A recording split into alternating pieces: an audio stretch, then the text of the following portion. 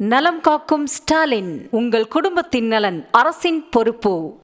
இலங்கை மயிலிட்டி துறைமுகத்தில் நிறுத்தி வைக்கப்பட்ட தமிழக மீனவர்கள் படகுகளை இலங்கை அதிபரின் வருகையை ஒட்டி ஜேசிபி இயந்திரத்தின் மூலம் அப்புறப்படுத்தும் பணி நடைபெற்று வருகிறது. இதனால் படகுகள் ஒன்றுடன் ஒன்று மோதி சேதமடையும் நிலை ஏற்பட்டுள்ளதால் மீனவர்கள் வேதனையடைந்துள்ளனர். கூடுதல் விவரங்களோடு இணைகிறார் எமது செய்தியாளர் புபேஷ் சந்திரன். அவரிடம் பேசலாம். வணக்கம் புபேஷ், இது தொடர்பாக மீனவர்கள் என்ன சொல்றாங்க? விவரம்.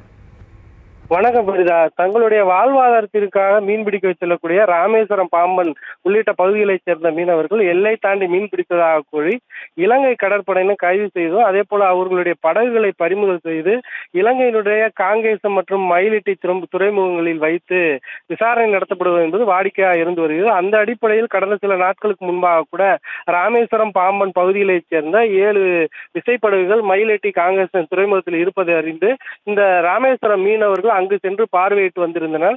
அந்த சூழலில் தற்போது மயிலிட்டி துறைமுகத்தில் அந்த இலங்கையுடைய அதிபர் அனுரகுமார திசாநாயக்க வருகை இருப்பதை ஒட்டி அந்த படகுகள் அனைத்தும் அப்புறப்படுத்தும் பணியில் அந்த இலங்கையுடைய அதிகாரிகள் ஈடுபட்டிருக்கின்றனர். இந்த பகுதி ராமேஸ்வரம், பாம்பன் பகுதியைச் சேர்ந்த மீனவர்களுடைய படகுகளை நிற்பதால் அவர்கள் அந்த ஜேசிபி எந்திரத்தின் மூலம் அப்புறப்படுத்துவதன் வாயிலாக அவருடைய படகுகள் சேதமடையும் என ராமேஸ்வரம், பாம்பன் பகுதியைச் சேர்ந்த மீனவர்கள் கலக்கமடைந்துள்ளனர். எனவே தங்களுக்கு உரிய இழப்பீடு பெற்றுத் தருவதோ தங்களோட படகுகளை பாதுகாப்பாக மீட்டு வருவதற்கு மத்திய மாநில அரசுகள் நடவடிக்கை எடுக்க வேண்டும் என மீனவர்கள் தரப்பில் கோரிக்கை விடுக்கப்பட்டுள்ளது. சரிதா, விவரங்களுக்கு நன்றி புபேஷ். நலம் காக்கும் ஸ்டாலின், உங்கள் குடும்பத்தின் நலன் அரசின் பொறுப்பு.